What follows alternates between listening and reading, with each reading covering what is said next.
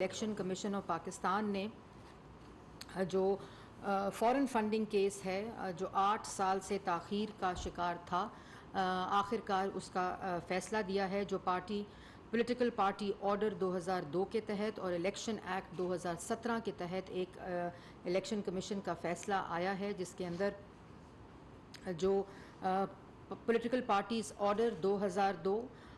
کے تحت پی پی او جس کو بولتے ہیں، اس میں جو سیکشن 3 ہے کہ if the party receives any aid financial or otherwise from any government or political party of a foreign country or any portion of its funds from foreign nationals، اس کے اوپر اور اسی طرح الیکشن ایکٹ کے جو 2017 ہے اس کے مطابق یہ رپورٹ یہ فیصلہ دیا ہے۔ اور آپ کو یہ بھی معلوم ہونا چاہیے کہ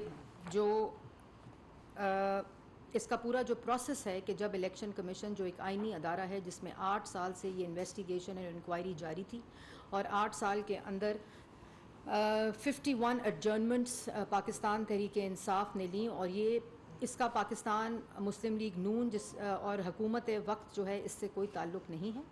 یہ اکبر ایس بابر صاحب اپنی پٹیشن لے کر الیکشن کمیشن گئے تھے، اور الیکشن کمیشن کے اندر الیکشن کمیشن نے اکبر ایس بابر کی جو پٹیشن ہے اس کے اگینسٹ پی ٹی آئی سے وہ تمام ثبوت مانگے جو وہ جواب دے سکتے تھے، لیکن انہوں نے کسی قسم کا جواب 8 سال گزر جانے کے باوجود نہیں دیا، جس پر اسٹیٹ بینک آف پاکستان نے وہ تمام ریکارڈ پیش کیا، اور ان تمام ریکارڈ کو پیش کرنے کے بعد انہوں نے 8 سال بعد ایک تفصیلی فیصلہ دیا، اور اس تفصیلی فیصلے کی جو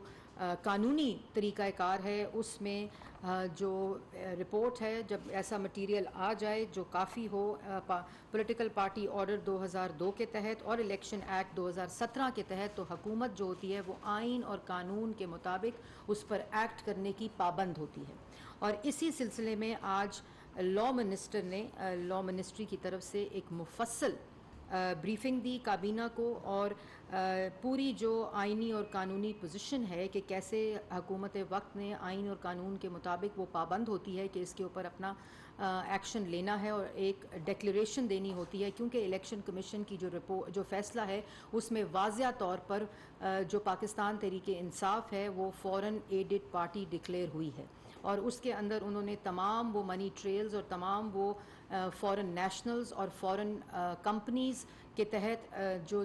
چیزیں ہیں ان کو ڈکلیئر کر کے نوئنگلی اور ولنگلی جو چیئرمین تھے اس پولیٹیکل پارٹی کے، ان کو عمران خان صاحب، ان کو یہ معلوم تھا، اور ان کے دستخطوں کے ذریعے ان کی ایفیڈیوٹس کے ذریعے 5 دفعہ 5 سال میں وہ ایفیڈیوٹ جمع کرایا گیا جو الیکشن کمیشن کے فیصلے کے مطابق جعلی تھا، فالس تھا۔